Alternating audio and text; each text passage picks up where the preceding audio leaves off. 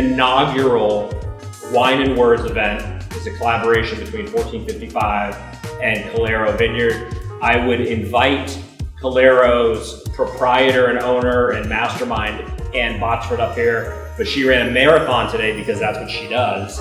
So she probably doesn't want to be on camera, but I will make her come talk at a future event. But I wanted to thank her and the staff and this extraordinary opportunity to not only kind of collaborate and do something that is intended to be bringing art forms together, in this case poetry and wine, but also to stimulate community. And I do want to say we talk a lot at 1455 about building community. Ann and I go back to the early 90s. We've known each other in college, in the workforce, and we've continued to kind of follow our dreams. So for me, this is really the culmination of not only a friendship, but I think a mutual solidarity in supporting our endeavors. So I really look forward to growing this series and bringing some really interesting writers here and stimulating some conversation, facilitating community, and enjoying awesome wine. There's really not much more that needs to be said for that. So I'm here today to read a little bit from my collection, The Blackened Blues. For some folks that are here, they've heard this, so I'm going to read some new stuff. But I have a dear friend in the audience. I want to give a shout out to Steve Petler for coming out here, hot on the heels of his European vacation. And Steve, as a fan and dear friend, it means a lot to me that I can read some of this stuff to you. So I'm going to pick some poems that I know you in particular might enjoy. And hey, maybe I'll take some requests. And per my wife's strong admonition, I probably won't read my Tina Turner poem. So, The Blackened Blues is a collection that deals with something that's really important to me. It's not just that these poems are mostly about musicians, many of whom happen to be jazz artists, many of those happening to be African-American males. As a fan, I approach this as a fan of the music because that's where it came out of. But as I've said at other events, writing about this was not a natural progression in the sense that I'd already written a lot about jazz, written a ton of jazz criticism, and I've mostly focused on fiction for the first part of my career. But I found that after writing about jazz, whether it was an album review or an essay or a obituary, as some of these legends have inevitably been passing, it seems somewhat safe and sterile, and it was not properly celebrating the lives of these musicians in a way that pulled in kind of political commentary, socio-political urgency, and a sense of real humanity. So for me, these poems started as a way of trying to engage with why this art form matters and why we should be talking about it, and why so many of these lives and examples of the lives they led epitomize so much of what's right about America and things we still struggle with. And I hope that through some of the poems I read today, we're hearing some of these issues resurface, and they're things that I hope would motivate us to appreciate the music, but also recognize that we still have a lot of work to do as a culture.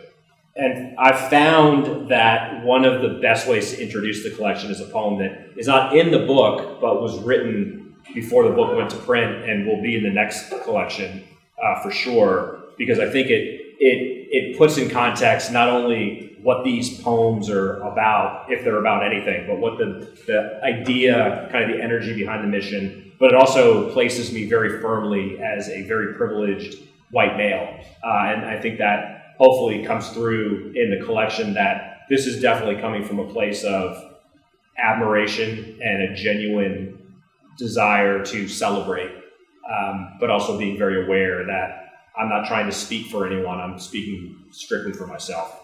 So I know Steve hasn't heard me read this one, so this is exciting. This is called I Want to Stay Here With You Forever, which is a lyric from I Loves You Porgy, which is from Porgy and Bess, which the song Summertime comes from, which of course is not only a 20th century masterpiece, but has been covered by so many jazz musicians, many of whom are name-checked in this poem. Miles Davis, Ella Fitzgerald, Billie Holiday, Nina Simone, and Sun Ra, whose rendition features John Gilmore on saxophone. And I call that one out in particular. But this contextualizes how I come to jazz via literature, via just being a fan. So I want to stay here with you forever. Even in the 1980s, it wasn't all bad, because in English 101, I first read Porgy and Bess, and it prepared me for some things, especially when, a few years later, Miles smiled, and I finally began to comprehend a thing or two that anthologies and history professors can never articulate. Words failing to explain shit like context and cause and effect. And how could summertime break my mind, then build it back up each time, reaching me in its wordless way? Then along came Nina and Ella and Billy. So by the time I got to Sun Ra, I knew more about Gershwin and appropriation, and how, once again, Black artists were obliged to reclaim their culture, elevating us to places we wouldn't need to go if the American dream offered what was advertised. Words, again, talking a big game, but coming up short in extra innings. And why I see Emmett Till and Rodney King when Sonny takes it solo, proving truth's always more painful than fiction, because it feels real, even to not-so-innocent bystanders. And maybe that's why a recording from 1960 can kill me in all the right ways, suggesting something about humankind's deficiencies and redemption, and how wood, grass, and wind express what words never could. So you see, this is what it means when I admit I don't know the blues, but I understand them. Or possibly I've got that backwards, because my ears discern what my mind can't define.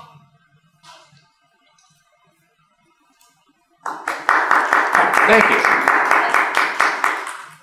So we're going to get right down to business in the book. Again, I'm going to happily, actually, Steve is such a good friend and fan. I don't know if I could read one that he wouldn't like, that it wouldn't resonate, but I think there's a few that he and I have talked about. So I could not let the opportunity pass without talking about Charles Mingus, who, by the way, just celebrated his centennial. So April 22nd, the immortal Mighty Mingus would have turned 100 years old, but of course he's now forever, so he never really died. But this poem is called Charlie Mingus's Miracle, and this particular poem celebrates the fact that even though he'd already been a professional artist for at least 10 years, in 1957, he recorded 5 different albums, all of which are masterpieces, and all of which sound completely different, many of which feature different musicians, and just, it epitomizes his hugeness as a composer, as a musician,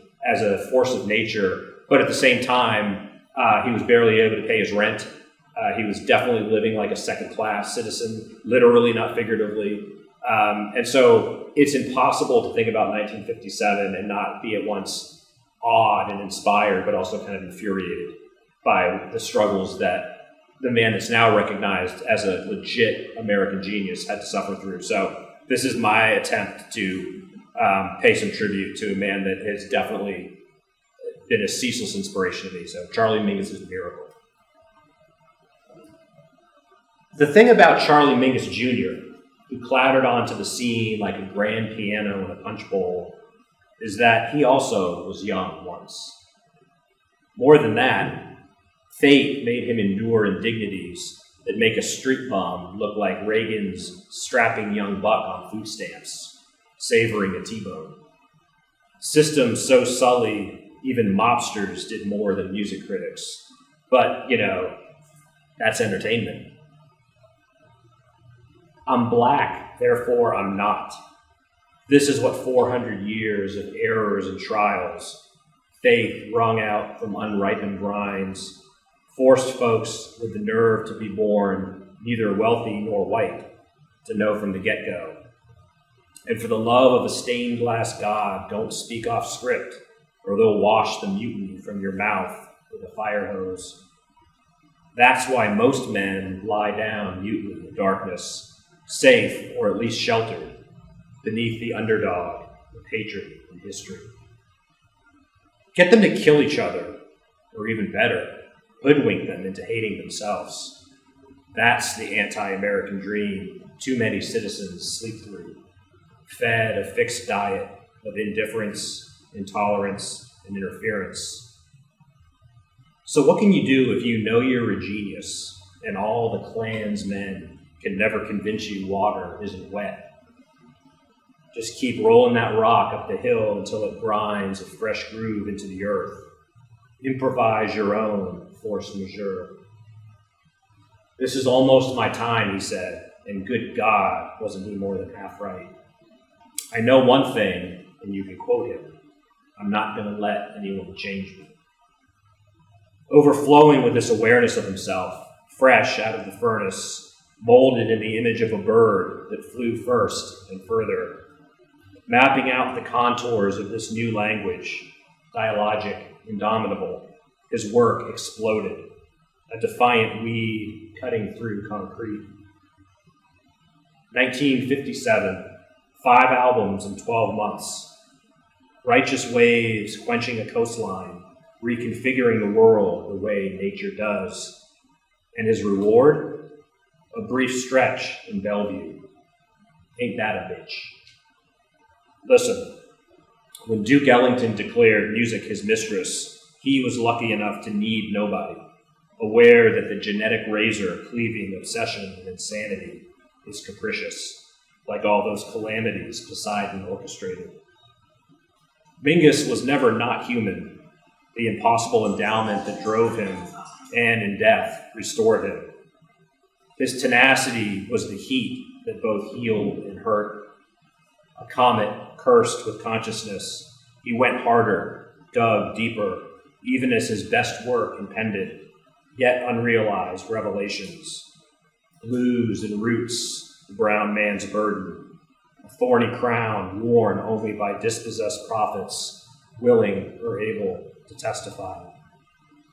His recalcitrant wisdom earned the way trees acquire rings, the reality of who he was, even if he too changed at times, like the country that claimed him, mostly after the fact.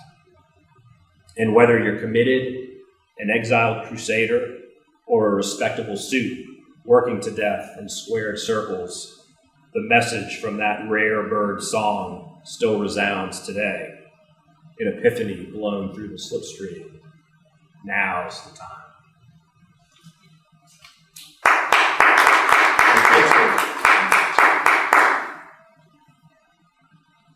So, I'm going to read some poems I don't usually read from this collection. And also, I think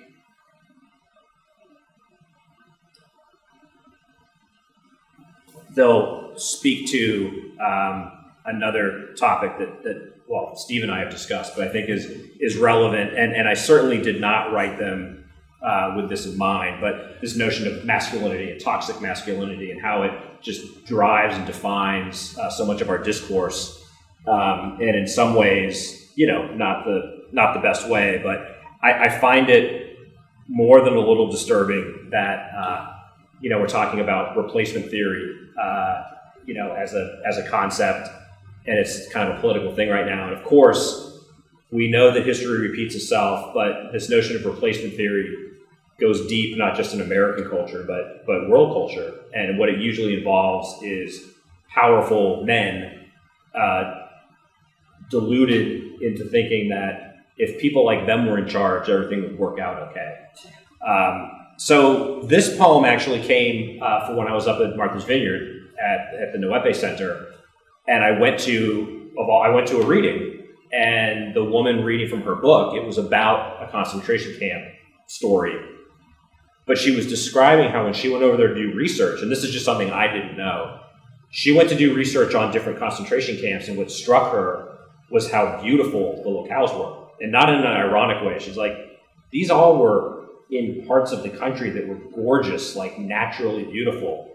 And she asked the rhetorical question, I wonder if that was intentional. And I just remember thinking, well, of course it was. I don't know how intentional, like, we're going to do atrocities here, but I think even a monster is drawn to aesthetic pleasure, but there's something so perfect about these arenas of human horror being in these beautiful locations. So it got me to thinking about one of the architects, Himmler, and what was maybe going through his mind.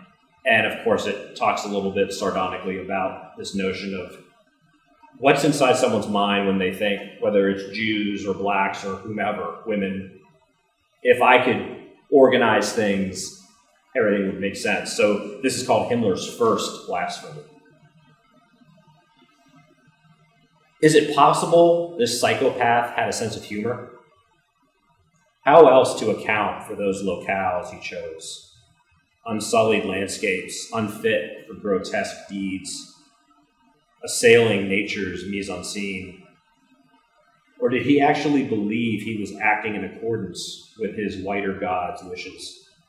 Or worse, revamping a rough draft of a divine architect with infallible designs but insufficient resources?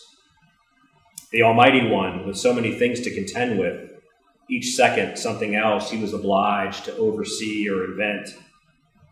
We don't, after all, judge geniuses by scribbled notes left in drawers or the stalled progress of sketches dropped on laboratory floors. If not for the intrusions of bland men with honorable intentions, the red ink would be erased, a revised text enduring as the permanent record. So successive generations would learn differently and revere these consecrated sites where difficult work got done, inking black and blue numbers on arms, defiling the flesh, organizing bodies like so many library books waiting to be checked out. His vision, a new alchemy commissioned by the uncorrupted hand of history, a better future freed from abominations, begging erasure from a distracted deity and stern disciples who were willing to perfect at last the little things he lamented not making less defective the first time he tried.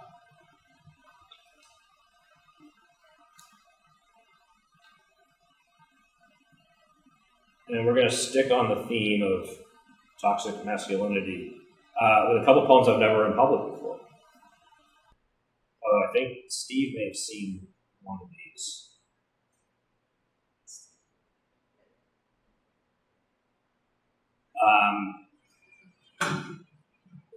There's a lot of toxic males. Charles Bukowski's one of them. Just about everyone in this collection, there's some toxicity of some sort. But some of the fun of this project is taking cliches, that have just been rendered, I think, lazily, in some cases incorrectly, or in some cases correctly, but not with sufficient depth, as caricatures. And if there's any character in 20th century literature, it would have to be Ernest Hemingway. He encompasses the good, the bad, the ugly. For me, one of the things that redeems him, aside from the work that I enjoy, a lot of it I don't enjoy anymore, but a lot of it I still do. But the thing about Ernest Hemingway and Bukowski is they sat down and got the work done. So whatever else we can and should say about them, they produced. They were up to the challenge. But I think it was about a year ago, there was the documentary, the 3-part Ken Burns on Hemingway. And of course I watched it. And this poem came out of watching it because the documentary, as you would expect, incorporated all of the ugliness and really went deep into his personal pain and what drove some of that toxic masculinity being kind of an insecurity and an unhappiness. So I offer this poem up as, I hope, kind of an unvarnished appraisal with a lot of empathy. And it's called Ernest Hemingway's Fist. It held his pen. It held his scars. It held his rage. It hid his horrors. It held his earnestness. It held his flaws. It held his fishing rod. It hid his impotence. It held his power. It held his prick. It held his need to fuck. It held his dread of death. It held his blood. It held his brutality. It held the rifle that hid his regal, ruined face.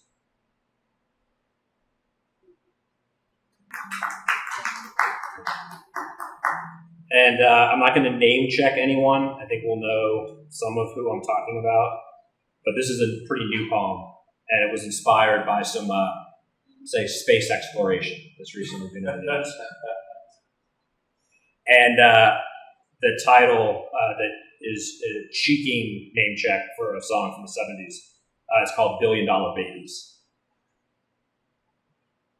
We've got billionaires building their own toys, taking them to outer space. Inner space, of course, that final frontier the wealthy will never reach. Myself, I'm still stuck here on Earth, amazed and mystified by how humans understood shit fertilized their fields, or how to create panacea out of potatoes, or that, speaking again of waste, we turned chamber pots into sewage systems, the kind of revolution that launches rocket ships.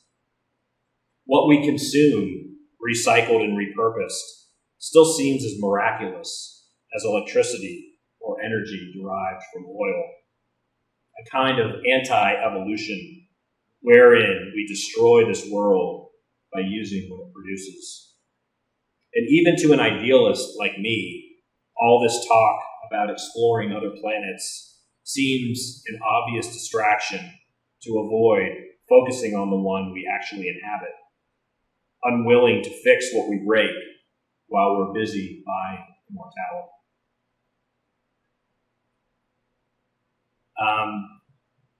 There's a Richard Pryor poem in this book, but there's another Richard Pryor poem that I recently wrote, and I want to read it because it concerns what I consider a cultural touchstone that celebrates its 40th anniversary this year, which is Richard Pryor on the Sunset Strip, which was the movie from a concert that was a comeback of sorts from when in 1981 in a accident that he later admitted was a botched suicide attempt. Richard Pryor set himself on fire. And at the time, the prevailing story was he was freebasing, smoking cocaine, and accidentally lit himself on fire, which was itself tragic and horrific. And eyewitnesses described seeing this black, naked, burning man running down the road, and his path to recovery, was obviously slow and painful. And we need not debate if that really signaled his peak, and it was a lot of diminishing returns, because in my opinion it was. But he'd already burned so brightly, pun not intended, but he'd already reached an apex. But to me, Pryor to Sunset Strip showed his last, again, cliche, pun intended, blaze of glory, his last moment at the top, where he was never more human and never more funny. And he talks about the events of that evening and does the impossible, which is turns it into art. And I mean real art, not just humor, which is human, but art, which is immortal. So this is a tribute entitled Richard Pryor and the Sunset Strip, 1982. Here's the thing about saints. They're seldom esteemed until they die. What's lost in the transformation from sinner to sublime is how they ascend, immortalized for the things we watch them achieve, often what frightens or informs us. We worship them in death in direct proportion to how much they electrify us while we're alive. The suffering, we'll say, is entirely self-inflicted, but the gift, God-given. That's a hustle that never fails. Point is, being a human metaphor, the thing describing itself, that's a burden few humans are built to bear.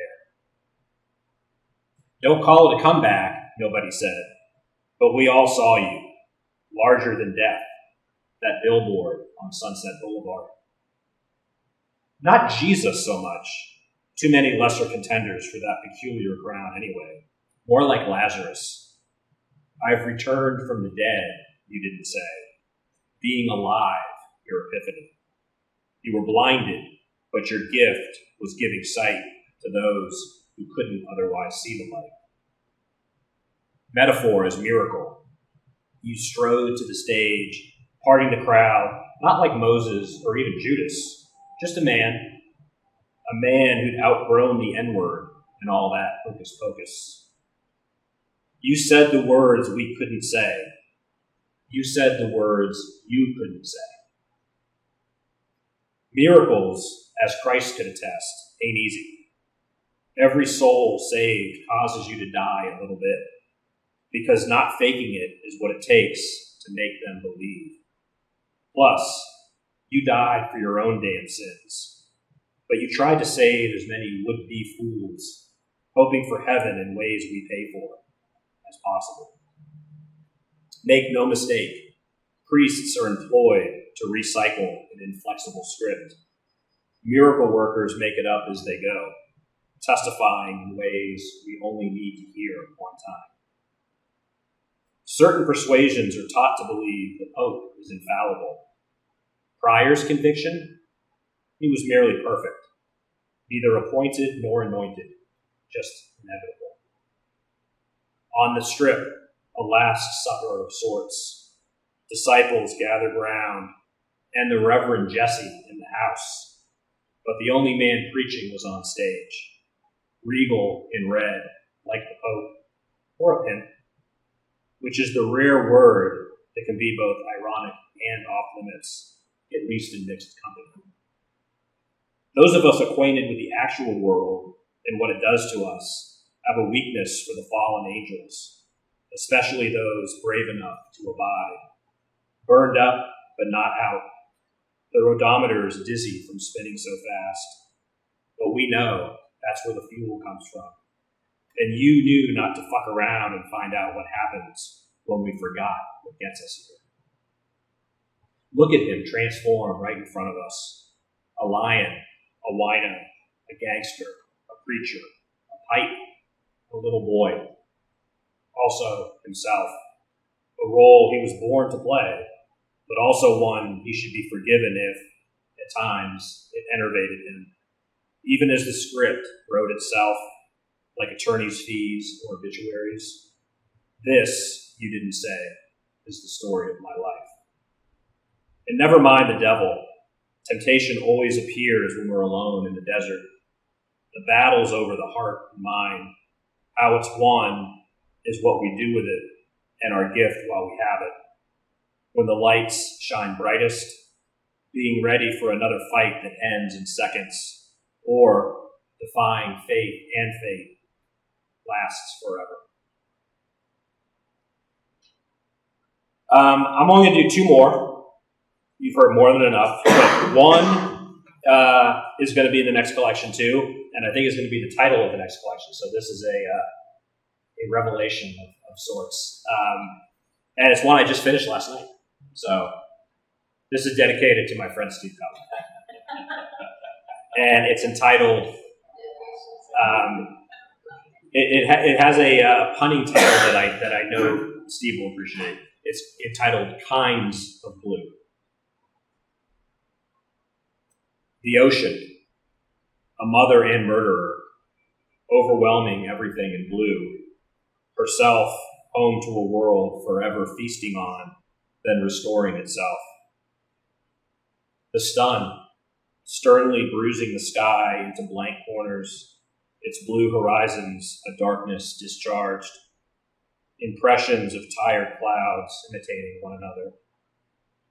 The blues, shades of sound expressing repression, witness to woe unfolding with neither rationale nor redress, absent the light causing spectrums to explode. Eve, when expelled from luxuriant Eden, could she see only unaccustomed darkness, as all colors drowned behind blinded eyes, her only consolation the cerulean silence? So this is a poem I also have never read in public. It's called Summer of 2002, and it's a tribute to my mom. That summer, as it got hotter, my mom got worse.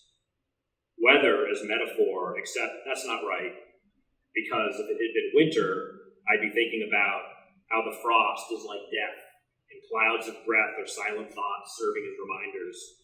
Life's precarious, it doesn't fit easily inside poems. But that heat was something else.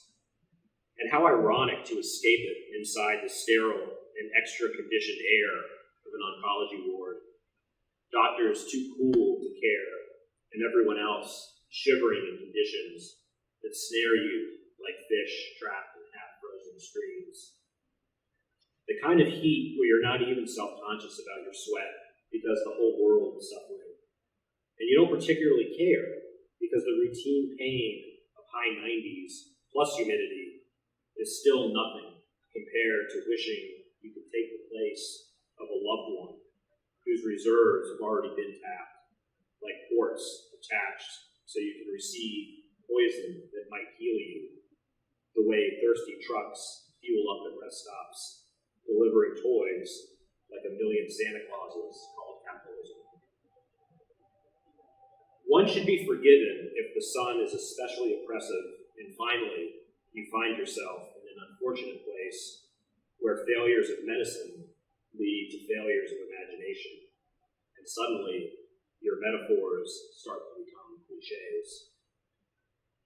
Fate seems to be lying in the desert like a lion, waiting to surprise a tired something in search of the watering hole.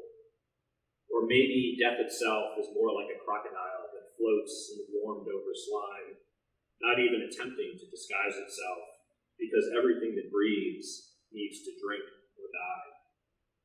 Or staggering across indifferent sand so hot it hurts your feet. And then you catch yourself dozing off, dropping the magazine filled with advice and sales that expired 2 seasons ago, reminding you that the day the first surgery was removed, it snowed.